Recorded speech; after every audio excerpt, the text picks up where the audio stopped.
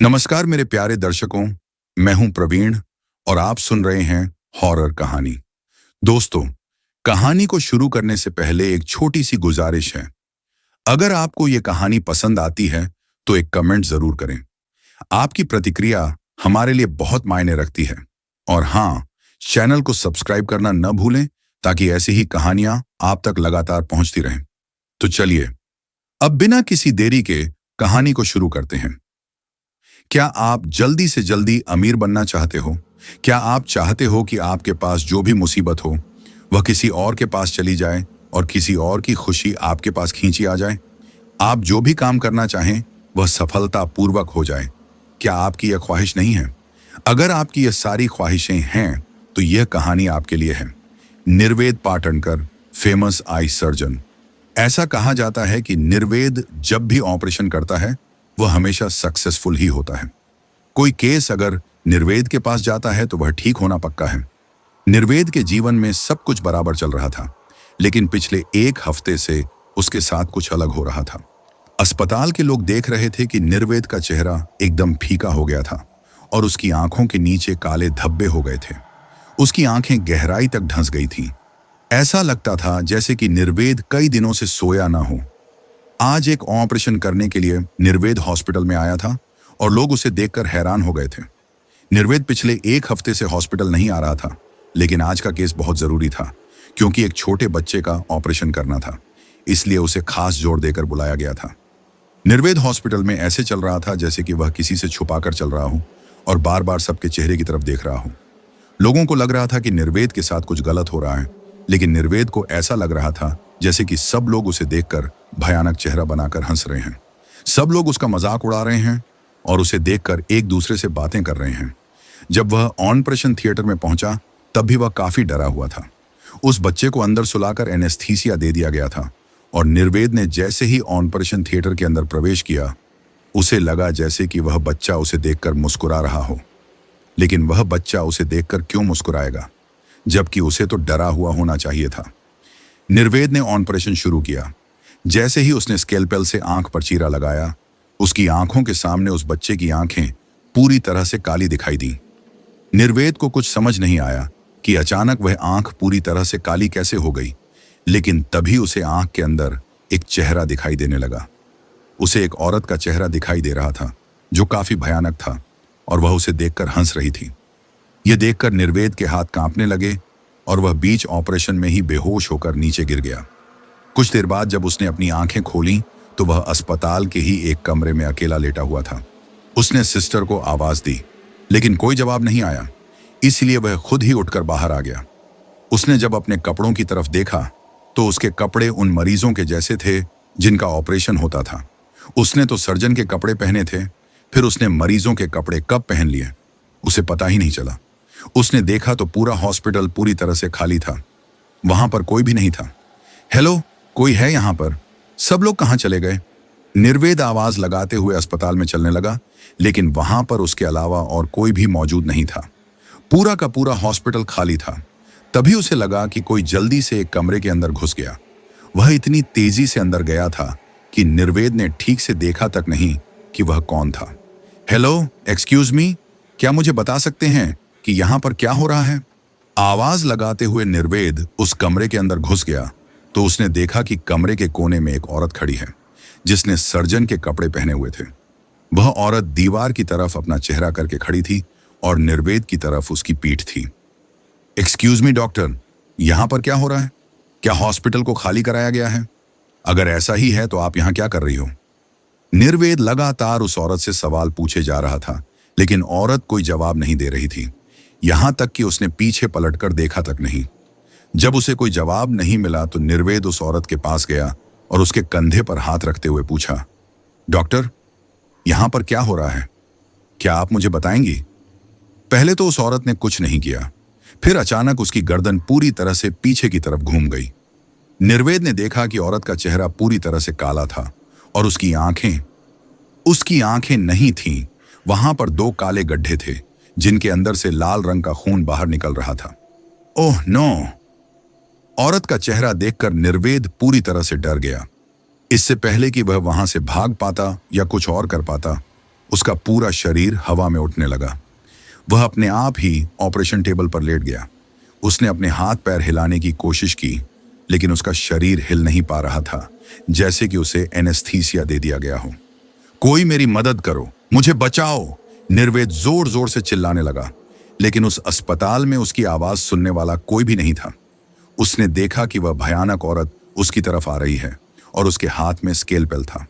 यह वही चीज होती है जिसकी मदद से डॉक्टर मरीज के शरीर में चीरा लगाते हैं। कौन हो तुम? क्या चाहिए तुम्हें?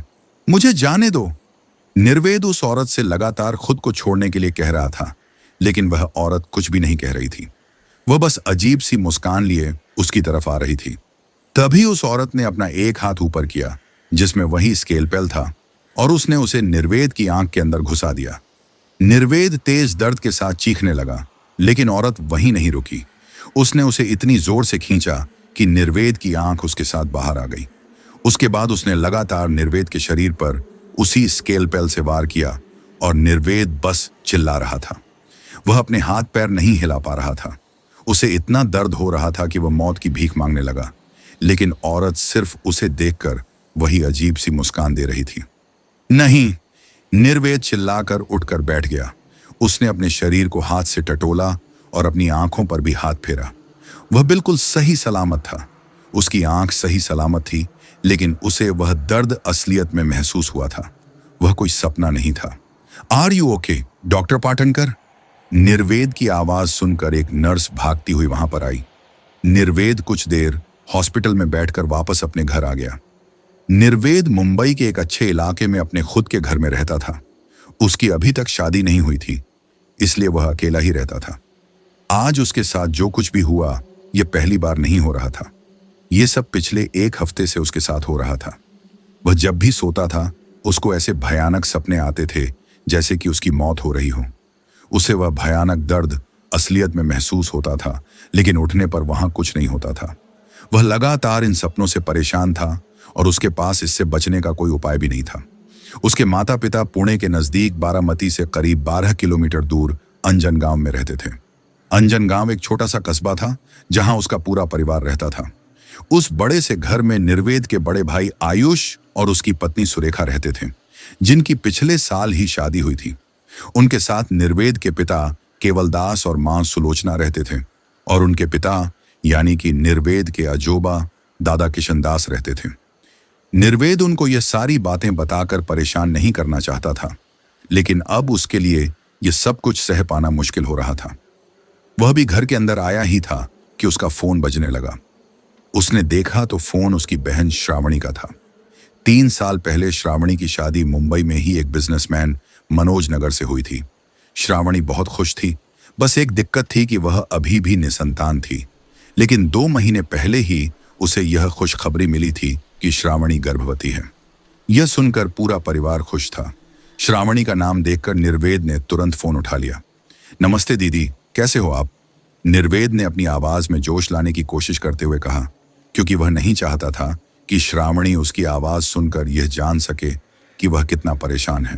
मैं ठीक हूं वेदू, तू बता तेरा क्या हाल है? श्रावणी निर्वेद को हमेशा वेदू कहकर ही बुलाती थी। निर्वेद को लग रहा था कि श्रावणी की आवाज थोड़ी गंभीर है। ऐसा लग रहा था जैसे कि उसकी नींद पूरी न हुई हो, बिल्कुल उसी की तरह। इसलिए उसने पूछा, दीदी आप परेशान लग रही हैं, कुछ हुआ है क्या? अरे नहीं, वह कुछ समय से ठीक से नींद नहीं आ रही है, कमर दुखती रहती है ना, इसलिए। वह सब छोड़, मैंने सुना कि तू हॉस्पिटल में बेहोश हो गया था।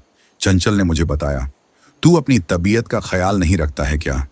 चंचल बता रही थी कि तू काफी दुबला भी हो गया है और काफी कमजोर लग रहा है। चंचल साठोटे उसके साथ की एक डॉक्टर थी। वह सर्जन नहीं थी, लेकिन फिर भी चंचल और निर्वेद काफी अच्छे दोस्त थे। उसे यह बात किसी नर्स से पता चली होगी और उसने तुरंत श्रावणी को बता दी। निर्वेद को यह बात बिल्कुल अच्छी नहीं लगी, क्योंकि वह श्रावणी को परेशान करना नहीं चाहता था। अरे नहीं दीदी, वह क्या है ना कि कल रात को ठीक से खाना नहीं खाया था, बस इसलिए शायद चक्कर आ गया था। निर्वेद श्रावणी के साथ बात कर ही रहा था कि उसे बेडरूम के अंदर से किसी औरत के गुनगुनाने की आवाज आई। यह आवाज सुनकर निर्वेद के पैर कांपने लगे, क्योंकि वह तो घर में अकेला ही रहता था। फिर अंदर से आवाज किसकी थी? उसने अभी भी श्रावणी का फोन अपने कान में लगाया हुआ था और उसी तरह से धीरे धीरे बेडरूम की तरफ गया। बेडरूम का दरवाजा बंद था, इसलिए उसने अपनी जेब में से चाबी निकाली और धीरे से चाबी घुमाई। उसने कुछ देर रुककर जोर से दरवाजा खोला, लेकिन बेडरूम में कोई भी नहीं था।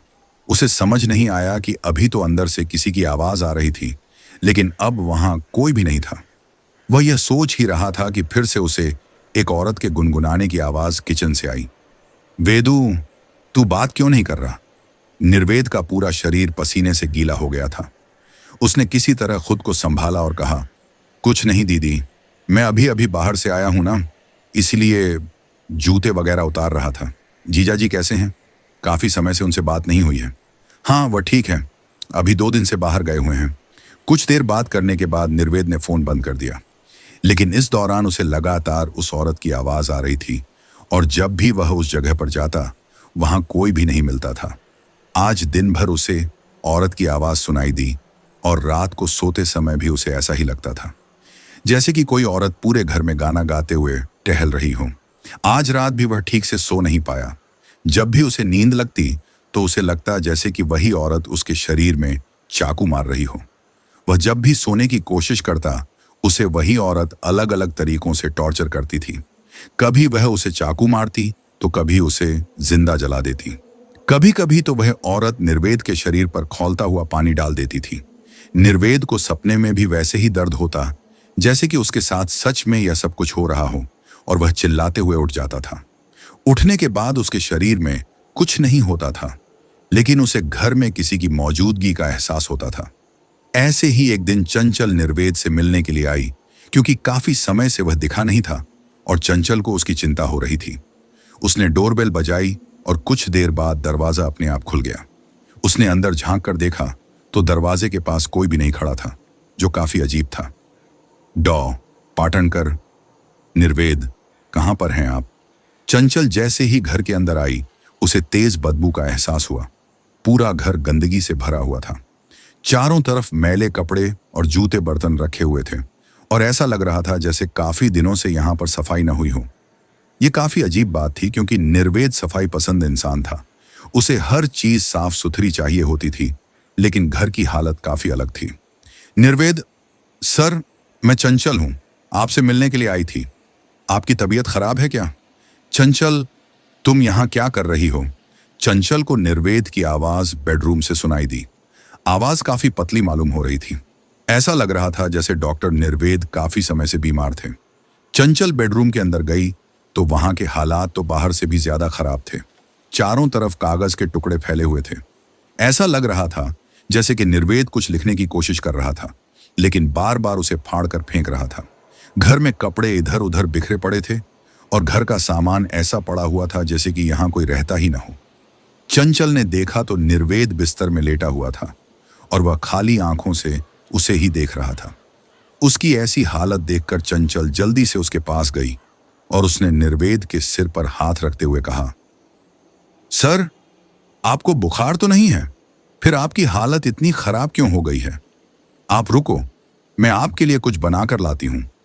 इसकी जरूरत नहीं है। निर्वेद अपनी बात पूरी करता उससे पहले ही चंचल किचन के अंदर चली गई।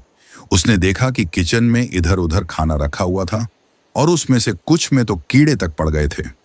यह सब देखकर चंचल को उल्टी आने लगी, लेकिन फिर भी उसने किसी तरह यह सब साफ किया और फ्रिज खोला, लेकिन वहां पर बनाने जैसा कुछ भी नहीं था। पूरे किचन में कोई भी फ्रेश चीज थी ही नहीं जिसे बनाया जा सके। उसने चावल के डब्बे में देखा तो थोड़े चावल बचे थे और दाल भी उसे मिल गई। उसने सोचा कि वह थोड़ी सी खिचड़ी बना देगी। उसने गैस ऑन किया और कुकर रख दिया कि तभी उसे अपने कंधे पर किसी का बर्फ की तरह ठंडा हाथ महसूस हुआ। सर, अब 2 मिनट चाहिए, मैं अभी आपके लिए खाना लेकर आती हूं। चंचल ने इतना कहा ही था कि उसे बेडरूम में से निर्वेद के खांसने की आवाज आई। इसका मतलब यह था कि निर्वेद बेडरूम में था, तो फिर उसके पीछे कौन था? यह बात महसूस होते ही उसने जल्दी से पीछे पलटकर देखा तो इस वक्त वहां कोई भी नहीं था। यह जरूर मन का वहम होगा। यही सोचकर चंचल अपने काम में लग गई और कुछ देर में खिचड़ी बनाकर वह निर्वेद के पास आई। आप चिंता मत करो, मैं किसी को भेजकर आपका घर साफ करवाती हूँ। अपने परिवार वालों को ही सब कुछ क्यों नहीं बताया? निर्वेद काफी बीमार लग रहा था। किसी तरह से वह उठकर बैठा और उसने खिचड़ी की तरफ देखकर कहा, अभी यह खराब हो जाएगा। यह बात सुनकर चंचल को काफी अजीब लगा, क्योंकि अभी गरम गरम खिचड़ी वह लेकर आई है और इतनी जल्दी वह खराब कैसे हो जाएगी। नहीं सर, कुछ नहीं होगा, आप खा लो इसे। यह कहकर उसने खिचड़ी की तरफ देखा तो वह हैरान हो गई, क्योंकि खिचड़ी के ऊपर हरे रंग की फफूंद जम गई थी। खिचड़ी के ऊपर कॉकरोच घूम रहे थे और ऐसा लग रहा था जैसे कि खाना 6 से 7 दिन पुराना हो। यह देखकर चंचल डर के मारे खड़ी हो गई, क्योंकि अभी कुछ देर पहले ही तो उसने खाना बनाया था और इतनी जल्दी वह इतना खराब कैसे हो सकता था। सर, यह सब कुछ क्या है? उसने देखा कि निर्वेद ने वह प्लेट उठाई और उसने ऊपर की परत हटा दी और कॉकरोच को वहां से भगाकर बचा हुआ खाना खाने लगा। यह देखकर चंचल को उल्टी आने लगी और वह भागकर बाथरूम की तरफ गई। लेकिन बाथरूम की हालत देखकर तो उसकी हालत ही खराब हो गई। उसे समझ नहीं आ रहा था कि अचानक निर्वेद को क्या हो गया। जैसे ही उसकी नजर आईने पर गई तो उसने देखा कि उसके पीछे कोई खड़ा था। एक डरावनी औरत अपने हाथ में चाकू लेकर खड़ी थी। यह देखकर चंचल के मुंह से चीख निकल गई और वह बाथरूम से बाहर भागने लगी। लेकिन उसे अपनी पीठ पर तेज दर्द महसूस हुआ।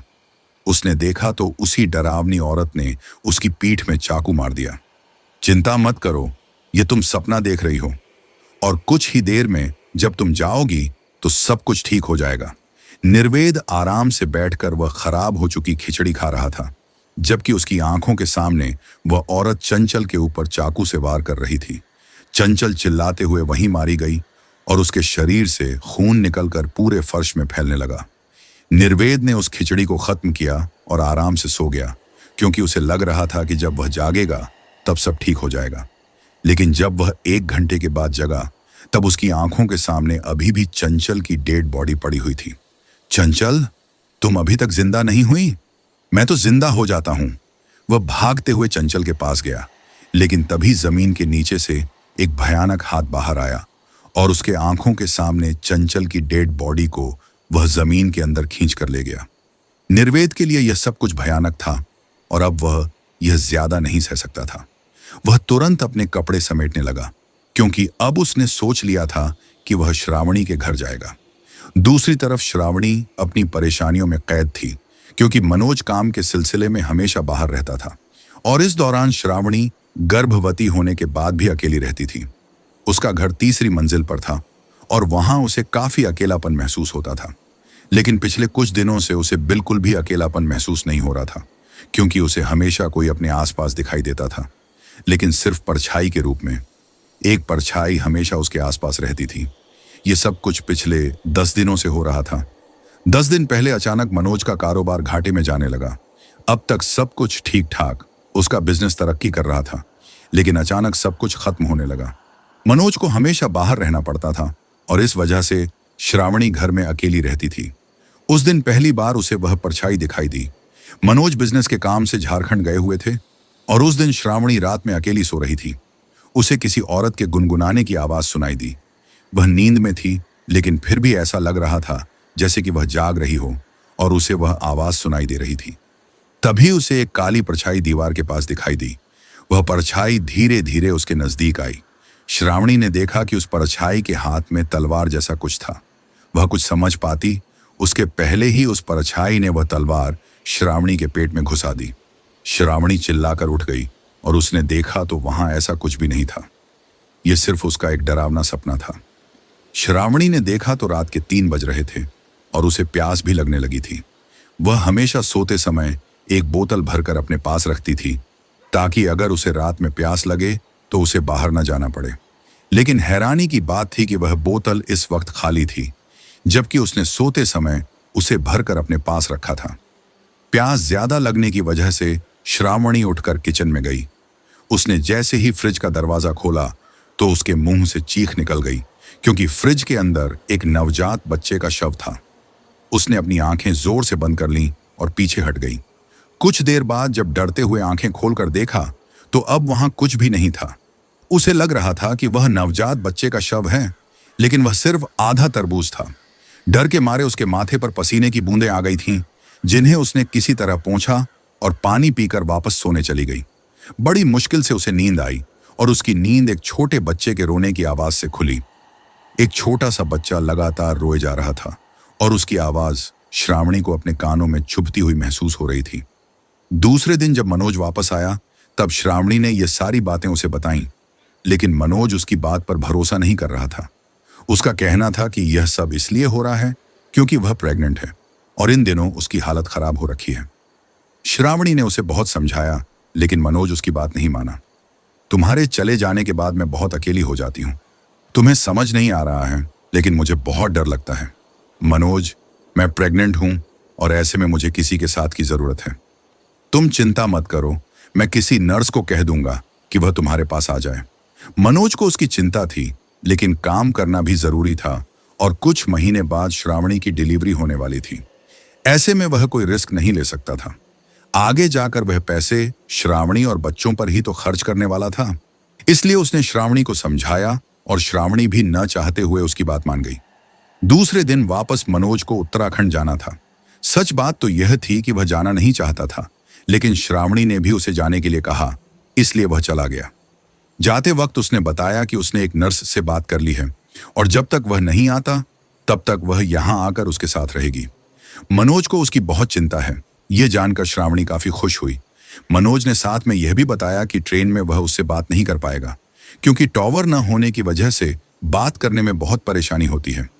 एक समय में वह एरोप्लेन से ट्रैवल करता था, लेकिन पैसे की कमी के कारण वह ट्रेन से ही उत्तराखंड जा रहा था और इस वजह से उसे काफी समय लगने वाला था। उसके चले जाने के बाद श्रावणी काफी समय तक अकेली ही थी। दोपहर को खाना खाने के बाद उसे सुस्ती आ रही थी, इसलिए वह थोड़ी देर के लिए सो गई। उस समय उसे पानी की बहुत प्यास लग रही थी, लेकिन उसका मन नहीं कर रहा था कि वह उठकर टेबल में रखा हुआ पानी पिए। मैडम, पानी पी लीजिए। अचानक आवाज से श्रावणी डर गई और उसने सामने देखा तो उसके सामने एक सुंदर सी लड़की खड़ी हुई थी जो मुश्किल से 25 साल की लग रही थी। उसने सलवार कमीज पहने हुए थे और लंबी कमर तक की छोटी हवा में लहरा रही थी। उसकी आंखें पीले रंग की थीं और वह दिखने में बहुत ज्यादा आकर्षक थी। तुम कौन हो और अंदर कैसे आई? माफ करना मैडम, मैंने आपको डरा दिया। मनोज सर ने कहा था कि मैं आपका ध्यान रखूं और जाते वक्त उन्होंने एक चाबी मेरे पास दे दी थी। मैंने देखा तो आप सो रही थीं, इसलिए मैंने आपको उठाया नहीं। मेरा नाम सोनाली है और मैं आपकी नर्स हूं। अब वह इस घर में अकेली नहीं है। यह सोचकर श्रावणी थोड़ी रिलैक्स हुई और उसने पानी भी पिया। श्रावणी दिन भर उसके साथ बैठकर बातें कर रही थी। रात को सोनाली ने श्रावणी के लिए खाना भी बनाया, जो उसे बहुत अच्छा लगा। उस दिन रात को श्रावणी को बहुत अच्छी नींद आई क्योंकि उसे कुछ भी महसूस नहीं हो रहा था, जैसा कुछ दिनों से उसे लग रहा था। दूसरे दिन सुबह सोनाली ने श्रावणी को नाश्ता भी लाकर दिया। सिर्फ कुछ घंटे में ही वे दोनों काफी अच्छे दोस्त हो गईं। तभी मनोज का फोन आया। मनोज ने बताया कि वह सही सलामत उत्तराखंड पहुंच गया है और जल्दी ही अपना काम भी शुरू कर देगा। उसे वापस आने में 2 दिन लगने वाले थे। मनोज, नर्स के लिए थैंक यू। सोनाली बहुत अच्छी लड़की है और मुझे उसके साथ बहुत अच्छा फील हो रहा है। उसके हाथ का खाना खाओगे तो तुम्हें पता चलेगा, बहुत अच्छा खाना बनाती है वह। श्रावणी, तुम किस सोनाली की बात कर रही हो? यह सुनकर श्रावणी हैरान हो गई क्योंकि मनोज ने ही तो सोनाली को यहां पर भेजा था। फिर वह इस तरह की बातें क्यों कर रहा था? मनोज, तुमने ही तो नर्स को भेजा था और तुमने घर की चाबी भी दी थी ना उसे। मनोज भी यह सब सुनकर हैरान था। उसने परेशान होते हुए कहा, श्रावणी, मैंने तुमको फोन करने की कोशिश की थी लेकिन फोन नहीं लग रहा था। मैंने नर्स को भी फोन करने की कोशिश की थी लेकिन उसका फोन नहीं लगा, और जब भी मैंने यहां आकर उसे फोन किया तो उसने बताया कि उसे हमारा घर नहीं मिला, इसलिए वह वापस चली गई। मैं किसी सोनाली को तुम्हारे पास नहीं भेजा है। श्रावणी। यह सुनकर श्रावणी के हाथ से उसका फोन नीचे गिर गया और गिरकर टुकड़ों में बंट गया। मनोज श्रावणी को फोन लगा रहा था, लेकिन अब उसका फोन स्विच ऑफ बता रहा था और इन सब के कारण उसकी हालत खराब हो रही थी। उस वक्त वह उत्तराखंड में था और वहां से वह इतनी जल्दी वापस नहीं आ सकता था। दूसरी तरफ श्रावणी डर के मारे थर थर कांप रही थी क्योंकि कुछ ही दूर सोनाली उसे देखकर मुस्कुरा रही थी। अब तक सहेली जैसी दिखने वाली सोनाली काफी डरावनी लग रही थी। उसकी वह मासूम मुस्कान इस वक्त मौत के साए के बराबर लग रही थी। कौन हो तुम? श्रावणी ने डरते हुए पूछा। सोनाली अपनी जगह से खड़ी हुई और उसने श्रावणी के कंधे पर हाथ रखकर उसके कान के पास आकर कहा, सोना, सोना नाम है मेरा। तुम्हारे साथ जो हो रहा है ना, उसमें तुम्हारी गलती नहीं है, लेकिन भुगतना तो पड़ेगा। श्रावणी बहुत डर रही थी। उसने किसी तरह से पूछा, क्या मतलब है तुम्हारा? मेरी कुछ समझ में नहीं आ रहा। यह सवाल तू तेरे आजोबा से पूछना, अगर जिंदा बची तो। तभी सोनाली हवा में गायब हो गई और श्रावणी यह देखकर वहीं बेहोश होकर नीचे गिर गई। जब उसकी आंख खुली तो वह वहां अकेली थी। उसे डर लग रहा था और उसके आसपास मरघट जैसी खामोशी थी। तभी उसे छोटे बच्चों के रोने की आवाज आने लगी। वह किसी तरह से धीरे धीरे उठकर खड़ी हुई और आवाज की दिशा में जाने लगी। वह कमरे के बाहर निकली तो उसने देखा कि एक नवजात बच्चा रेंगते हुए उसकी तरफ आ रहा है। वह बच्चा अब इतना छोटा था कि उसकी आंखें तक ठीक से नहीं खुली थीं, लेकिन फिर भी वह रोते हुए श्रावणी की तरफ आ रहा था। उसका रंग एकदम लाल था और उसके हाथ पैर मुड़े हुए दिख रहे थे। उसे देखकर श्रावणी पीछे की तरफ जाने लगी, लेकिन वह बच्चा धीरे धीरे अपनी स्पीड बढ़ाने लगा। श्रावणी जोर से चिल्लाने लगी, लेकिन वह बच्चा उसकी बात नहीं सुन रहा था और उसी की तरफ बढ़ रहा था। पीछे हटते हुए श्रावणी दीवार से लगकर खड़ी हो गई और वह बच्चा धीरे धीरे उसके पैरों के पास आ गया। श्रावणी उसे दूर करने की कोशिश कर रही थी, लेकिन वह बच्चा धीरे धीरे उसके ऊपर आ गया और उसके पेट से चिपक गया। श्रावणी को लग रहा था जैसे कि वह बच्चा उसके पेट को काट रहा है और उसके अंदर पल रहे इस मासूम को खाने की कोशिश कर रहा है। श्रावणी ने उसे अपने से दूर करने की कोशिश की, लेकिन वह बच्चा ऐसे चिपक गया था कि हटने का नाम ही नहीं ले रहा था। श्रावणी इधर उधर चिल्लाते हुए भाग रही थी, लेकिन वह बच्चा उससे चिपक कर लगातार रोए जा रहा था। श्रावणी को अपने पेट में दर्द महसूस होने लगा। वह डर रही थी कि कहीं यह डरावना बच्चा उसके पेट में पल रहे बच्चे को ना खा जाए। उसने चारों तरफ नजर दौड़ाई तो उसकी नजर टेबल पर रखे एक किचन नाइफ पर पड़ी। उसने तुरंत चाकू उठा लिया और हिम्मत करके अपने पेट की तरफ करने के लिए हाथ बढ़ाने लगी। उसे डर लग रहा था क्योंकि जो उससे चिपका था वह भी एक छोटा बच्चा ही था, लेकिन वह उसके बच्चे को खाने की कोशिश कर रहा था। श्रावणी ने सोच लिया कि वह इस बच्चे को खत्म कर देगी, इसलिए उसने चाकू उठाया और अपने पेट की तरफ जोर से मारने लगी। लेकिन उसके ऐसा करने से पहले ही किसी ने उसका हाथ पकड़ लिया। उसने देखा तो वह निर्वेद था। दीदी, तुम क्या कर रही हो? क्यों खुद को मार रही हो? श्रावणी ने जब अपने पेट की तरफ देखा तो वहां कुछ भी नहीं था। वह तो खुद को ही चाकू से मार रही थी। यह देखकर श्रावणी वहीं बेहोश होकर गिर गई।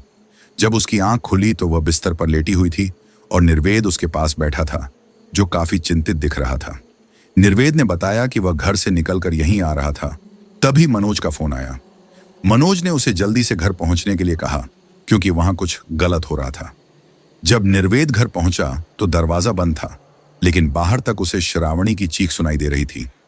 अजीब बात यह थी कि वह आवाज सिर्फ निर्वेद को सुनाई दे रही थी। बाकी लोग तो कुछ सुन ही नहीं पा रहे थे।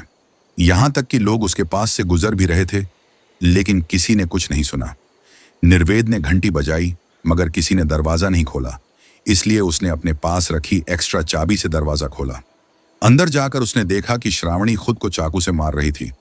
अगर वह 1 सेकंड भी देर करता तो या तो श्रावणी खुद को मार देती या अपने पेट में पल रहे बच्चे को। यह सुनकर श्रावणी फूट फूट कर रो पड़ी और उसने सब कुछ बता दिया जो उसके साथ हो रहा था। यह सुनकर निर्वेद भी हैरान था, क्योंकि वही सब कुछ तो उसके साथ भी हो रहा था। दोनों और ज्यादा चौंक गए जब उन्हें एहसास हुआ कि यह सब पिछले 10 दिनों से शुरू हुआ है। श्रावणी को याद आया कि सोना ने कहा था कि यह सब कुछ उसके आजोबा ने किया है। इसीलिए उन्होंने तय किया कि वे दोनों अंजन गांव जाएंगे और वहां जाकर अपने घर वालों से इन सब के बारे में पूछताछ करेंगे। अगले दिन मनोज भी वापस आ गया। वह अपने परिवार से बेहद प्यार करता था। तीनों मिलकर उसी दिन अंजन गांव पहुंच गए, लेकिन जब वे अपने घर पहुंचे तो यकीन करना मुश्किल हो गया कि यह वही घर है। अंजन गांव छोटा सा कस्बा था और पाटनकर परिवार का घर उस इलाके का सबसे अच्छा घर माना जाता था। बाकी तो सब टूटी फूटी झोपड़ियां ही थीं। पिछले कुछ सालों में अचानक उनके परिवार के पास इतना पैसा आ गया था कि उनके सभी बच्चे बाहर पढ़ने गए और अच्छी नौकरियों पर पहुंच गए, लेकिन फिर भी आजोबा और माता पिता ने घर नहीं छोड़ा था। अब घर की हालत देख सभी दंग रह गए। सारे पेड़ पौधे सूख चुके थे, घर की चमक दमक गायब हो चुकी थी और पूरे माहौल में मनहूसियत फैली हुई थी। जब वे अंदर गए तो स्थिति और भी खराब थी। किसी को समझ नहीं आ रहा था कि अचानक ऐसा क्या हो गया कि परिवार इतना गरीब हो गया और उनकी हालत इतनी दयनीय क्यों हो गई। उस समय आयुष बाहर गया हुआ था, इसलिए सुरेखा ने सबका स्वागत किया। उसने पानी दिया और श्रावणी की तबीयत पूछी। भाभी, माँ बाबूजी कहाँ हैं और आजोबा कहाँ हैं? सुरेखा उसके पास बैठते हुए बोली, वे लोग पंडित जी के पास गए हैं। उन्हें लौटने में समय लगेगा क्योंकि पंडित जी काफी दूर रहते हैं। तब तक आप लोग आराम कर लो। सुरेखा रसोई में खाना बनाने चली गई और वे लोग वहीं बैठे रहे। लेकिन अब घर में कुछ अजीब सा महसूस हो रहा था। निर्वेद अपने कमरे में गया, जहां वह इस घर को छोड़ने से पहले रहा करता था। वहां भी उसे अनजाना सा डर महसूस हो रहा था। उसे याद आया कि कभी उनका परिवार पूरे गांव में सबसे अमीर माना जाता था। लोग कहते थे कि जैसे उनके घर पर किस्मत का वरदान है, जो भी काम वे करते वह सफल हो जाता। लोग कहते थे कि उनका परिवार पारस पत्थर की तरह है, जिसे भी छूते वह सोना बन जाता। पूरा दिन गुजर गया। शाम तक बाकी लोग घर लौट आए। निर्वेद ने सोने की कोशिश की, लेकिन उसे नींद ही नहीं आई। जब उसने सुना कि सभी आ गए हैं तो वह बाहर आया। तब तक आयुष भी लौट चुका था। निर्वेद ने देखा कि आजोबा किशन दास जरूरत से ज्यादा दुबले हो गए हैं और उनकी हालत बेहद खराब लग रही थी। उसके माता पिता भी काफी परेशान दिख रहे थे, लेकिन फिर भी उन लोगों को देखकर वह लोग काफी खुश थे। श्रावणी लगातार उनसे पूछ रही थी कि उनके साथ जो हो रहा है वह सब क्या है। पहले तो किशन दास कुछ नहीं बता रहे थे, लेकिन आखिरकार उन्होंने अपनी बात कहनी शुरू कर दी। बात आपसे लगभग 25 साल पहले की है, जब निर्वेद गर्भ में था और उसे समय सुलोचना काफी कमजोर थी और डॉक्टर ने कह दिया था कि अगर दोनों को बचाना है तो बड़े शहर में जाना होगा और वहां पर ऑपरेशन करना होगा, नहीं तो माँ और बेटे दोनों में से किसी एक की जान चली जाएगी। केवल दास की परेशान थे और उसे समय आयुष 8 साल का था और श्रावणी सिर्फ 3 साल की थी। घर की हालत बहुत ज्यादा खराब थी, यहां तक कि उन लोगों को खाना भी अपने हिसाब से ही खाना पड़ता था, वरना दूसरे दिन खाने के लिए और मेहनत करनी पड़ती थी। उन लोगों के पास बड़ा खेत तो था, लेकिन वहां की जमीन इतनी उपजाऊ नहीं थी, इसलिए वह लोग जो भी उगाते थे उसमें से बहुत कम ही उग पाता था। हालत बहुत ज्यादा खराब थी और दिन ब दिन और खराब हो रही थी। उनके पास जितना खेत था उसमें का आधा भी उन लोगों ने सुलोचना की दवाई के लिए गिरवी रख दिया था, लेकिन उन दवाइयों से भी सुलोचना को कोई फर्क नहीं पड़ रहा था। उल्टा तबीयत और खराब हो रही थी। इसी में एक दिन गांव में एक तांत्रिक आया जो गांव के बाहर श्मशान में ही रहता था। वह तांत्रिक दिखने में बहुत ज्यादा डरावना था और वह हमेशा काले रंग के कपड़े पहना था और हमेशा उसके चेहरे पर अजीब सा गुस्सा दिखाई देता था। लोग जब उसे देखते थे तब अपना रास्ता बदल देते थे। कोई भी उसके पास से गुजरना भी पसंद नहीं करता था, इतना डरावना था वह। गांव के बाहर वह श्मशान काफी डरावना था क्योंकि उसे तरफ बिजली की कोई सुविधा नहीं थी और मौसम के बाजू में ही एक बड़ी सी नदी थी। उसे इंसान के दूसरी तरफ छोटा सा जंगल था जहां से जानवरों की आवाज आती रहती थी। वहां पर लोग दिन में भी जाना पसंद नहीं करते थे, लेकिन वह तांत्रिक वहां अकेला रहता था। सबके जैसे हम लोग भी उससे दूर ही रहते थे, लेकिन एक दिन मुझे खेत से आने में समय हो गया और आसान वाला रास्ता काफी नजदीक था, इसलिए मैं उसी रास्ते से वापस आ रहा था। वापस आते समय देखा तो वह तांत्रिक मसान में समाधि में बैठा हुआ था। मैं उसे देखकर ही डर गया और वहां से जाने लगा, लेकिन तभी मेरी नजर एक काले और जहरीले सांप पर गई जो तांत्रिक की तरफ ही जा रहा था। मैं यह सब कुछ छोड़कर आगे जाना चाहता था, लेकिन मुझे उसे तांत्रिक की चिंता हो रही थी कि अगर उसे सांप ने काट लिया तो यहीं तो उसे कोई देखने वाला भी नहीं होगा और वह ऐसे ही तड़प तड़प कर मर जाएगा। मुझे तांत्रिक से डर भी लग रहा था, लेकिन उसे बचाना भी चाहता था। लेकिन आखिरकार मैं सोच लिया कि मैं उस तांत्रिक को बचाऊंगा। मैं जल्दी से उसके पास गया और जैसे ही वह सांप तांत्रिक को काटने वाला था, मैंने उसे पूंछ से पकड़कर दूर फेंक दिया। तभी तांत्रिक ने अपनी आंखें खोल दी और यह देखकर मैं डर गया और वहां से भागने लगा। रुको, एक कदम भी आगे मत बढ़ाना। उसकी आवाज सुनकर मैं डर गया कि कहीं वह मुझे कोई श्राप न दे दे, लेकिन भाग भी ज्यादा तो वह मुझे श्राप दे सकता था, इसलिए मैं रुक गया। मुझे तो यहां हर कोई डरता है, फिर तूने मेरी मदद क्यों की? पता नहीं, बस मुझे लगा कि आपको कुछ हो गया तो यहां पर आपकी मदद करने वाला भी कोई नहीं होगा, बस इसलिए आपको बचाया। मुझे माफ कर दीजिए, मैं जा रहा हूं। वह तांत्रिक मेरे कपड़ों को देख रहा था क्योंकि मेरे कपड़े पूरी तरह से फटे हुए थे और जगह जगह पर सिलाई की हुई थी और कुछ जगह पर तो दूसरे कपड़े से छेद को बंद किया गया था। जिस तरह से वह मुझे देख रहा था, मुझे भी शर्म आ रही थी। लगता है तुम्हारी हालत ठीक नहीं है। तुमने मेरी जान बचाई है, इसलिए तुम जो चाहे वह मुझसे मांग सकते हो। मैं पहले ही उस तांत्रिक से डरा हुआ था, इसलिए मैंने हाथ जोड़ते हुए कह दिया, बाबा, मुझे कुछ नहीं चाहिए, बस मुझे यहां से सही सलामत जाने दो। उसे देखकर ऐसा लग रहा था जैसे कि वह मदद करने के बहाने मुझे श्राप दे देगा। अगर तुम चाहो तो तुम इस गांव के सबसे अमीर इंसान बन सकते हो। तुम्हारे पास धन दौलत होगी और कामयाबी तुम्हारे कदम चूमेगी।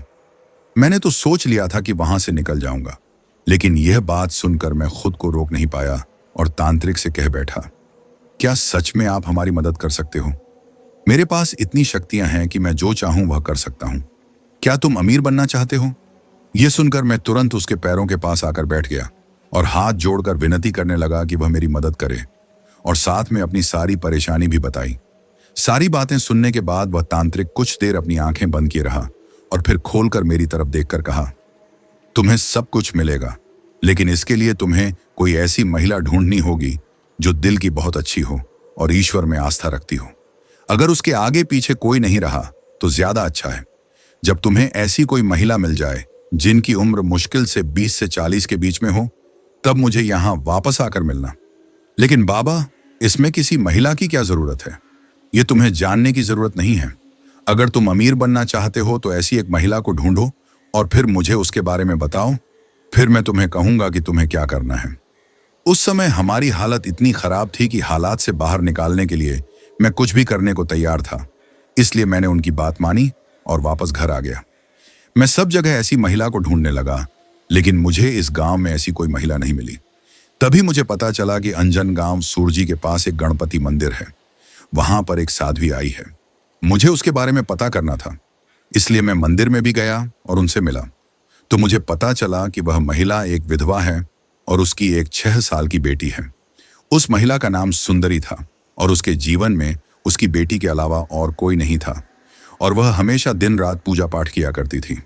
मुझे यह भी पता चला कि उसकी उम्र सिर्फ 32 साल है, यानी कि वह महिला बिल्कुल वैसी थी जैसी उस तांत्रिक ने कहा था। मैं तुरंत उस तांत्रिक के पास गया और सुंदरी के बारे में सब कुछ बताया।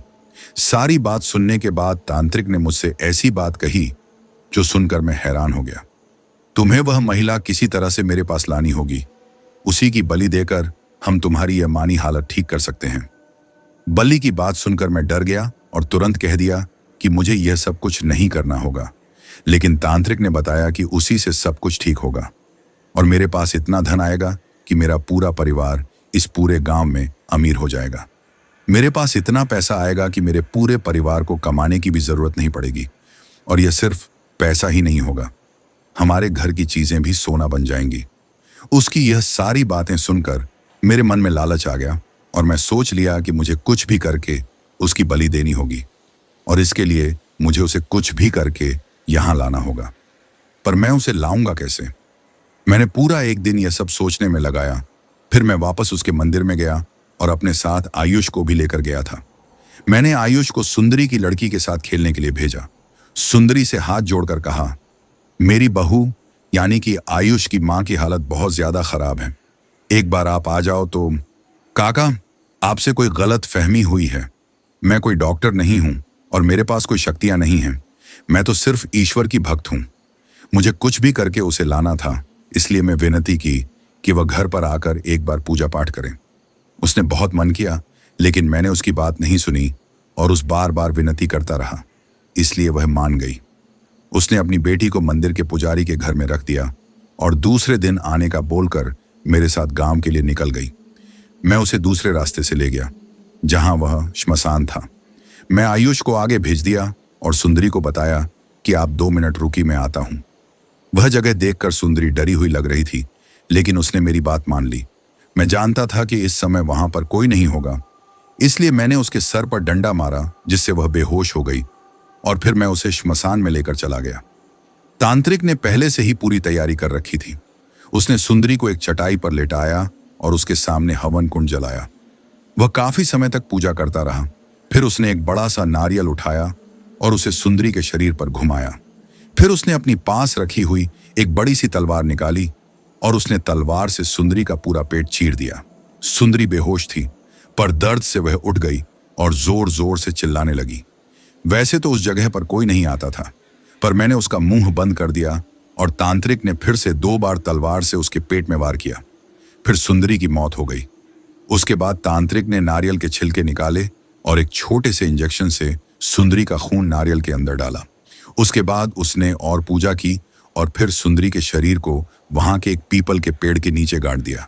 उसके बाद तांत्रिक ने वह नारियल मुझे दिया और कहा कि मैं उसे घर के आंगन में गाड़ दूं। तांत्रिक ने मुझे बताया कि जैसे ही मैं इसे घर के आंगन में गाड़ दूंगा, उसके बाद सिर्फ मुझे सुंदरी की आत्मा दिखेगी और उसके पास बहुत सारी शक्तियां होंगी। मैं उसे जो कहूंगा वह सब करेगी, चाहे काम कितना भी मुश्किल क्यों ना हो। सुंदरी वह काम कर सकती है अगर मैंने उसे कहा तो। उसके बाद सब ठीक होगा और आसपास के लोगों की सारी अच्छी किस्मत हमारे घर को मिल जाएगी। हमारे पास भरपूर पैसा होगा क्योंकि सुंदरी हर वह काम कर देगी जो सबके लिए मुश्किल होगा। उसके बाद तांत्रिक ने मुझे यह भी बताया कि कुछ भी करके उस नारियल को जमीन से बाहर नहीं निकलना है, क्योंकि अगर ऐसा हुआ तो सुंदरी एक आजाद चुड़ैल बन जाएगी। उसके बाद वह मेरा और मेरे परिवार का बुरा करेगी और घर में अनहोनी हो जाएगी। मैं वैसा ही किया और मुझे सच में सुंदरी की आत्मा दिखने लगी। उसके बाद मैंने जो भी करने को कहा वह होता रहा। मैंने हमारे बंजर खेत को उपजाऊ बनाने के लिए कहा तो वहां पर अनाज उगने लगा और बाकी खेत में जितना होता था वह 4 गुना हमारे खेत में होता था। सुलोचना की तबीयत खराब थी तो मैंने उसे बोला कि सुलोचना की तबीयत ठीक कर दे, तो सुलोचना की तबीयत ठीक हो गई और उसने आसानी से तंदुरुस्त बच्चे को जन्म दिया। इसे इस तरह से ठीक होता देखकर डॉक्टर भी हैरान थे, लेकिन मैं जानता था कि इन सब के पीछे सुंदरी का हाथ था। धीरे धीरे हम लोग गांव के सबसे अमीर इंसान बन गए और हमारे आसपास जो भी रहता था उनकी सारी अच्छी किस्मत हमारे पास आ गई और उनके साथ बुरा होता था, लेकिन हमारे साथ अच्छा। मुझे जब किसी के ऊपर गुस्सा आता तो मैं सुंदरी को कहता कि वह उसे मार डाल दे, तो दूसरे ही दिन उसकी मौत की खबर मिल जाती। सब कुछ बराबर चल रहा था, लेकिन 10 दिन पहले मैंने देखा तो हमारे घर की जमीन खुदी हुई थी और उसके अंदर वह नारियल नहीं था। और उसके बाद से मुझे सुंदरी डरावने रूप में दिख रही है और वही सब कुछ बर्बाद कर रही है। किशन दास यह सब कुछ कहकर फूट फूट कर रोने लगे, क्योंकि उनको पता था कि उनके घर की हालत ऐसी हो गई। उन सब के पीछे उनका ही हाथ है। अपने दादाजी को इस तरह से रोता हुआ देखकर किसी को भी अच्छा नहीं लग रहा था, लेकिन दादाजी ने अमीर बनने के लिए किसी की जान ली थी और काले जादू का उपयोग किया था, जो सही नहीं था। लेकिन अब उनको कुछ भी कहने का कोई फायदा नहीं था, क्योंकि जो होना था वह आज से 25 साल पहले ही हो गया था। अब तो उन लोगों को सुंदरी से बचने का उपाय ढूंढना था, क्योंकि घर का हर सदस्य सुंदरी से परेशान था और सुंदरी सबको इतना परेशान कर रही थी कि सब लोग सोने से भी डरते थे। आजोबा, आप उसे तांत्रिक के पास वापस नहीं गए? मनोज का सवाल सुनकर किशन दास ने कहा, सब कुछ ठीक हो जाने पर मैं कुछ उपहार लेकर वहां पर गया था, लेकिन उसे वहां नहीं पाया और उसके बाद वह हमें कभी नहीं दिखा। हमारे साथ सब कुछ अच्छा हो रहा था तो हमने उसे ढूंढने की कोशिश भी नहीं की। किशन दास ने यह सारी बातें अपने बेटे केवल दास को भी नहीं बताई थीं और उनकी इस बात से हर कोई उनसे नाराज था, लेकिन वह घर के बड़े थे, इसलिए वे लोग उन्हें ज्यादा कुछ नहीं कह सकते थे। चुप करिए आप सब लोग, पिताजी ने जो कुछ भी किया वह हमें बचाने के लिए ही तो किया था। आपको याद नहीं, हमें एक वक्त खाना भी नहीं मिलता था, बच्चे कभी कभी भूखे सो जाते थे। जब सब कुछ अच्छा हो गया तब आपने कोई सवाल जवाब नहीं किया, और जब सब कुछ बिगड़ गया तो आप पिताजी को ऐसे ही दोष दे रहे हो। सुलोचना ने अपने पति केवल दास की तरफ देखकर कहा। सुलोचना की बात एकदम सही भी थी, क्योंकि जब सब कुछ ठीक हो रहा था तब किसी ने कोई सवाल नहीं किया था, तो अब उन्हें किसी हक की बात नहीं बनती कि वह किशन दास को कुछ कहें। लेकिन अब जानते हो, मैं अपने हाथों से अपने बच्चों को मारने वाली थी। वह सुंदरी बहुत ज्यादा खतरनाक है। बात करते वक्त श्रावणी को वह समय याद आया जब वह चाकू से अपने ही पेट में अपने ही बच्चे को मारने वाली थी। अगर सही समय पर निर्वेद नहीं आता तो कुछ भी बुरा हो सकता था। हम अपने पिछले 10 दिनों से ठीक से न तो खा पाए हैं और न सो पाए हैं। खाना बनाते ही 5 मिनट में खराब हो जाता है और मुझे वह सारा खराब हुआ खाना खाना पड़ता है। और तो और उसने मेरी एक दोस्त को भी मार डाला। चंचल की याद आते ही निर्वेद के दिल में चुभन सी हो गई, क्योंकि चंचल तो उसकी मदद करने के लिए आई थी और बिना कोई वजह के वह बुरी मौत मारी गई। उसने तो मरती हुई चंचल की मदद भी नहीं की, क्योंकि उसे लगा था कि यह एक सपना है और सब ठीक हो जाएगा। लेकिन चंचल मरी गई, वह भी भयानक तरीके से, यहां तक कि उसकी लाश तक हाथ नहीं लगी। निर्वेद ने जब चंचल के साथ हुआ वह सब बताया तो यह सुनकर सबकी हालत खराब हो गई। सुंदरी ने घर वालों को सिर्फ डराया था, लेकिन इन सब में चंचल बिना वजह से मरी गई थी। किशन दास ने एक लंबी सांस ली और कहा, हम लोग तांत्रिक से मिलने गए थे, लेकिन मैं उसे नहीं ढूंढ पाया। मेरी मुलाकात एक दूसरे तांत्रिक से हुई थी और मैंने उन्हें यह सारी समस्या बताई। उन्होंने कहा है कि वह 1-2 दिन में हमारे घर आएंगे। सब लोगों को यह जानकर राहत मिली कि तांत्रिक आ रहा है, लेकिन 1 से 2 दिन उनको इसी घर में डर डर कर बिताने होंगे। सोचा गया कि सब लोग एक साथ सोएंगे, जहां एक तरफ आदमी लोग और दूसरी तरफ औरतें सोएंगी।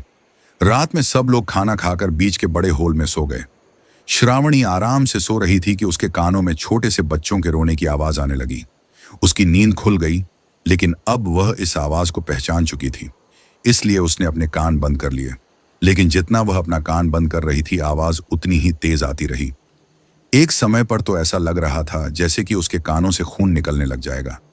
तभी उसे अपने सीने में तेज दर्द महसूस हुआ, और जब उसने नीचे देखा तो वही शैतानी छोटा सा बच्चा उसका दूध पी रहा था, लेकिन उसके मुंह से दूध की जगह खून निकल रहा था। यह देखकर श्रावणी एकदम जोर से चिल्लाई और उसकी आवाज से सब लोग जाग गए। सबने देखा कि श्रावणी जोर जोर से चिल्ला रही है और अपने ऊपर से किसी को हटाने की कोशिश कर रही है, जबकि वहां पर कोई भी नहीं था।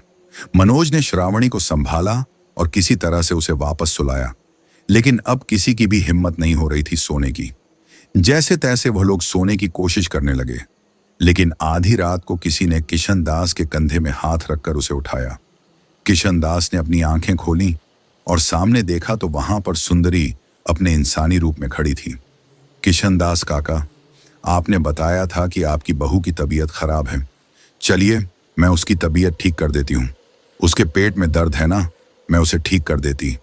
कहते हुए सुंदरी ने अपना हाथ लंबा किया और उसका हाथ तुरंत दूर लेटी हुई सुलोचना तक पहुंच गया। किशन दास कुछ समझ पाते उसके पहले ही सुंदरी ने अपने हाथों को सुलोचना के पेट के अंदर घुसा दिया, और यह देखकर किशन दास जोर से चिल्ला उठे। सबके चैन पर वहां कुछ नहीं था, और अब सच में किसी की हिम्मत नहीं हो रही थी सोने की, क्योंकि जैसे ही कोई सोने की कोशिश करता उसे अपने सपने में सुंदरी दिखाई देती। सब लोगों ने भगवान का नाम लेते हुए रात जैसे तैसे बीती, और सवेरे की पहली सूरज की किरण से सब लोगों को थोड़ी शांति मिली। इसी तरह से 2 दिन बीत गए और तीसरे दिन वह तांत्रिक बाबा वहां पर आए। तांत्रिक ने जैसे ही अपने कदम उस घर के आंगन में रखे, उन्होंने तुरंत उस पेड़ के नीचे देखा जहां पर नारियल गाड़ा गया था। वह उस जगह पर गए और उस गड्ढे को भी देखा और फिर कहा, सबसे पहले इस जगह को पवित्र करना होगा। उस चुड़ैल को इसी जगह से शक्तियां मिलती हैं। उसके बाद उन्होंने किशन दास की तरफ देखा और कहा, क्या तुमने इस जगह पर इंसानी रक्त भी डाला था? यह सुनकर सबने किशन दास की तरफ देखा और उन्होंने अपना सर नीचे करके कहा, उस तांत्रिक ने बताया था कि हर अमावस्या की रात को इसमें थोड़ा सा इंसानी रक्त डालना होगा, इसलिए मैं ब्लड बैंक से खून लेकर आता था और इसमें डालता था। उसने बताया था कि इससे उसे और शक्तियां मिलेंगी और वह कोई भी काम आराम से कर पाएगी। यह सुनकर उस तांत्रिक ने एक लंबी सांस ली और कहा, उस रक्त की वजह से उसे इसकी आदत हो गई है और वह यहां से निकलने के बाद तुम लोगों का रक्त पीती है। इसी वजह से तुम लोगों की शारीरिक क्षमता कम हो गई है और तुम लोग इतनी कमजोरी महसूस करते हो। यह सुनकर मनोज ने हाथ जोड़ते हुए कहा, बाबा, आप हमारी मदद कीजिए। मेरी पत्नी गर्भवती है, ऐसी हालत में उसकी तबीयत और खराब हो जाएगी। उस तांत्रिक ने अपनाकर खिलाया और अपने साथ लाए हुए थैले में से कुछ सामान निकाला और एक बोतल में से पानी निकालकर उस जगह को साफ किया। फिर कुछ मंत्र बोलकर वहां पर हल्दी, कुमकुम और चावल डाला और कहा, वह जरूर तुम्हारे आसपास इसी घर में होती है, क्योंकि तुम सब लोग यहां पर हो। लेकिन हमें यह पता करना होगा कि वह नारियल कहां पर है, क्योंकि उस नारियल को पवित्र अग्नि में डालने के बाद ही वह आत्मा मुक्त हो पाएगी, वरना वह यहीं पर रहेगी। किसने यह नारियल निकाला था, क्या किसी को पता है? इस बात का जवाब किसी के भी पास नहीं था, क्योंकि किसी को नहीं पता था कि नारियल किसने निकाला था और क्यों। तांत्रिक समझ गया था कि शायद किसी को पता चल गया होगा कि इस घर में इतनी संपत्ति कैसे आती है, इसलिए उन्होंने इस बात की जानकारी ली और फिर उस नारियल को यहां से निकाल दिया। इसी वजह से सुंदरी एक चुड़ैल बन गई और इन लोगों का ही सर्वनाश करने लगी। वह तांत्रिक घर के अंदर आया और उसने पूरे घर को ध्यान से देखा और फिर एक कमरे की तरफ इशारा करते हुए कहा, वह नारियल इस कमरे के अंदर है। सबने देखा तो वह कमरा आयुष का था। लेकिन आयुष ऐसा क्यों करेगा? वह तो इसी घर का बेटा है। आयुष बेटा, तुमने वह नारियल निकाला था? आयुष ये सुनकर काफी परेशान हो गया और उसने सुलोचना की तरफ देखकर कहा, मामी, सच कह रहा हूं, मैं ऐसा कुछ नहीं किया है। मुझे तो यह सब के बारे में कोई जानकारी भी नहीं थी। मनोज ने आयुष की तरफ देखा और शंकास्पद आवाज में कहा, घर में सबको परेशानी हो रही है, लेकिन तुम और तुम्हारी पत्नी सुरक्षित हो। तुम लोगों की हालत भी इतनी खराब नहीं है। आयुष, आप सच कह रहे हो ना? आयुष ने मनोज की तरफ हाथ जोड़ते हुए कहा, जमाई जी, मैं सच कह रहा हूं, मैंने ऐसा कुछ नहीं किया। सोचते सोचते हो रुक गया और उसने अपनी पत्नी सुरेखा की तरफ देखा और कहा, आज से 10 से 12 दिन पहले तुम आंगन में क्या कर रही थी? सब लोगों ने सुरेखा की तरफ देखा। वह काफी परेशान दिख रही थी। वह सबसे नजरें चुरा रही थी। जब से शादी हुई है तब से तुम कुछ ना कुछ खोजती हुई ही मुझे दिखती हो। पूछने पर बताती हो कि तुम सिर्फ साफ सफाई कर रही थी। सुरेखा ने जब आयुष की तरफ देखा तो उसकी आंखों में आंसू थे।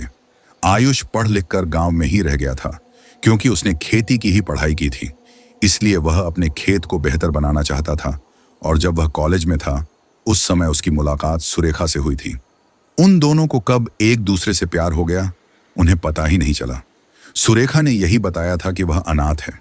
उसके माता पिता काफी सालों पहले ही मर चुके थे और उसने अनाथ आश्रम में ही अपना पूरा जीवन बिताया था। इसलिए आयुष ने ज्यादा पूछताछ भी नहीं की थी। जब उसने यह बात अपने माता पिता को बताई तो शुरुआत में तो सब कोई इस बात के खिलाफ था, क्योंकि आयुष के लिए बड़े बड़े जमींदारों के रिश्ते आ रहे थे। आयुष ने कह दिया था कि अगर उसने शादी की तो वह सुरेखा से ही करेगा। जब वह सुरेखा को घर लेकर आया तो उसने सबका दिल जीत लिया। सब लोग सुरेखा से काफी इंप्रेस हो गए थे और उसके बाद सबने इस रिश्ते के लिए हाँ कह दिया। वह दोनों एक दूसरे से बहुत प्यार करते थे, लेकिन ऐसा क्या हो गया कि सुरेखा ने इतना बड़ा धोखा दे दिया? सुरेखा, मेरे प्यार में ऐसी कौन सी कमी रह गई थी कि तुमने हमारे साथ इतना बड़ा धोखा किया? तुम्हें यह सब कैसे पता चला और तुम ऐसा क्यों कर रही हो? आयुष की आंखों में आंसू आ गए थे, क्योंकि वह सुरेखा को बहुत प्यार करता था। उसका मन ही जानता है कि सुरेखा को यह सब कहते समय उसे कितना बुरा लग रहा था। सुरेखा ने किशन दास की तरफ गुस्से से देखा और चिल्लाते हुए कहा, तुमने जिस सुंदरी को अपने फायदे के लिए मार डाला, मैं उसी की बेटी हूं। मुझे तुम्हारे ऊपर पहले ही शंका थी, क्योंकि मां तुम्हारे साथ गई थी, लेकिन तुमने कह दिया कि वह वापस आ रही थी और रास्ते में किसी ने उसे मार डाला होगा। लेकिन मेरा मन नहीं मान रहा था। मैं तुम्हारे घर में बहू बनकर आई और सारा राज मालूम किया। ये सब कहते वक्त सुरेखा खुश नहीं थी। उसकी आंखों में दर्द था, लेकिन वह किशन दास से नफरत करती थी। उसने किशन दास की तरफ देखा और कहा, मुझे तुमसे नफरत थी, लेकिन फिर भी मैं तुम्हारी सेवा करती रही, क्योंकि मैं अपनी मां को आजाद कर देना चाहती थी। तांत्रिक चुपचाप खड़े होकर यह सब कुछ सुन रहा था और फिर उसने सुरेखा की तरफ देखा और पूछा, तुम्हें कैसे पता चला कि तुम्हारी मां के साथ क्या हुआ है? मुझे मेरी मां की बगैर सोने की आदत नहीं थी, इसलिए मैं उस दिन मेरी मां के पीछे पीछे आ गई थी। मैंने वह सब कुछ देख लिया था, लेकिन मैं बहुत छोटी थी और यह सब कुछ देखकर इतनी डर गई थी कि मैं वहीं बेहोश हो गई थी। दूसरे दिन मुझे कुछ लोगों ने वहां देखा और अस्पताल में भर्ती कर दिया था और वहीं से मैं अनाथ आश्रम चली गई। उस वक्त मैं छोटी थी, लेकिन फिर भी यह सारी यादें मेरे अंदर दफन थीं और मुझे कुछ भी करके अपनी मां को इंसाफ दिलाना था।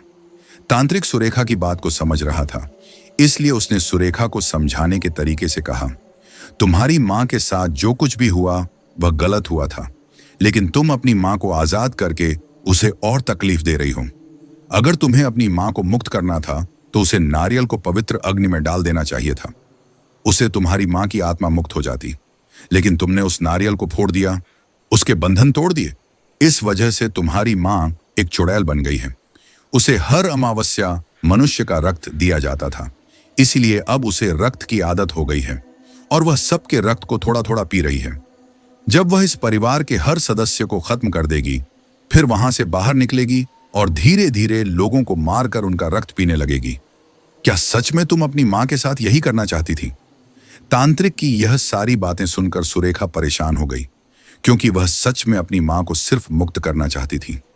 वह उसे इतनी तकलीफ देना नहीं चाहती थी, क्योंकि वह जानती थी कि उसकी मां कभी किसी को तकलीफ नहीं पहुंचाएंगी। तुम्हारी वजह से तुम्हारी मां ने इन लोगों को ऐसी हालत कर दिया है कि यह लोग ठीक से सो तक नहीं पा रहे हैं। तुम्हारी मां के साथ जो कुछ भी हुआ, इन सब में इन लोगों का कोई दोस्त नहीं है। दोषी सिर्फ किशन दास है।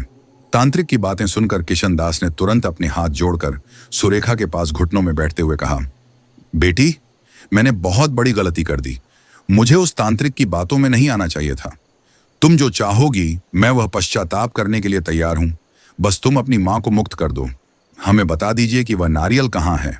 सुरेखा ने अपने आंसू पोंछे और अपने कमरे की तरफ इशारा करते हुए कहा, अलमारी के अंदर गहनों का डब्बा है, उसी के अंदर में नारियल रखा है, मैं लेकर आती हूं। कहकर सुरेखा तुरंत कमरे की तरफ जाने लगी। तांत्रिक कुछ सोचने लगा और उसने तुरंत सुरेखा को आवाज देते हुए कहा, रुक जाओ बेटी, उस कमरे के अंदर मत जाना। तांत्रिक यह बात कहता उससे पहले ही सुरेखा ने कमरे का दरवाजा खोल दिया था, और जैसे ही उसने अंदर कदम रखने की कोशिश की, वह एकदम पीछे हट गई। वह इतनी जोर से पीछे हुई थी कि टेबल से टकराकर नीचे गिर गई और उसके सर में चोट लग गई। वहां से खून निकलने लगा। इस वक्त वह सिर्फ एक चुड़ैल है, उसके लिए कोई रिश्ता मायने नहीं रखता। तांत्रिक ने इतना कहा ही था कि कमरे से सुंदरी अपने भयानक रूप में बाहर आई और वह अपनी बेटी की तरफ लालच भरी नजरों से देखने लगी। सुरेखा सर में चोट लगने की वजह से बेहोश हो गई थी, इसलिए उसने यह सब कुछ नहीं देखा, लेकिन बाकी लोग यह सब देखकर हैरान हो गए। सुंदरी तेजी से सुरेखा के पास पहुंची और जमीन पर गिरते हुए खून को चाटने लगी। आयुष सुरेखा के पास जाना चाहता था, लेकिन मनोज और निर्वेद ने उसे रोक दिया, क्योंकि वह चुड़ैल उसे भी नुकसान पहुंचा सकती थी। सुंदरी सुरेखा के गले में नाखून से वार करने वाली थी कि तांत्रिक ने अपने पास रखी हुई भभूत से उसे दूर कर दिया। सुंदरी गुस्से से तांत्रिक की तरफ देखने लगी, क्योंकि उसे वक्त नहीं मिला था। ए तांत्रिक, तू यहां से चला जा। अगर तू जिंदा रहना चाहता है तो मेरे रास्ते पर मत आ। काफी समय से मैं प्यासा हूं और मुझे रक्त चाहिए। तू ऐसा कुछ नहीं करेगी, क्योंकि मैं तुझे नष्ट कर दूंगा। कहते हुए तांत्रिक ने मंत्र बोलना शुरू किया था, लेकिन सुंदरी के ऊपर उसका कोई असर नहीं हो रहा था। सुंदरी बस हंस रही थी, जैसे कि वह तांत्रिक का मजाक उड़ा रही हो। बाबा, इसे कुछ क्यों नहीं हो रहा है? यह सुरेखा को नुकसान पहुंचा सकती है, किशन दास ने डरते हुए कहा। किशन दास ने जो गलती की थी, अब वह उसे दोहराना नहीं चाहता था। सुरेखा को उन लोगों ने स्वीकार किया था और वह अभी भी उन्हें अपने घर की बहू मानते थे। इसके ऊपर तंत्र विद्या की गई थी और जी ईश्वर की भक्ति थी। इसी वजह से इसके पास शक्तियां हैं और इसे हर अमावस्या को रक्त दिया जाता था। इसे हराना बहुत मुश्किल है। सिर्फ उसे नारियल को पवित्र अग्नि में डालने के बाद ही यह मुक्त हो पाएगी, वरना इसे कोई नहीं हरा सकता। मैं इसे उलझा कर रखता हूं, तब तक तुम लोग अंदर जाकर नारियल को ढूंढो। आयुष और निर्वेद तुरंत कमरे के अंदर चले गए और तांत्रिक ने सुंदरी को मंत्र में बांधने की कोशिश की, लेकिन सुंदरी उसके प्रभाव में नहीं आ रही थी। जहां पर सुरेखा ने बताया था, वहां पर उन लोगों को नारियल मिल गया, लेकिन उसे पवित्र अग्नि में जलाना था, जो घर में कहीं पर भी नहीं थी।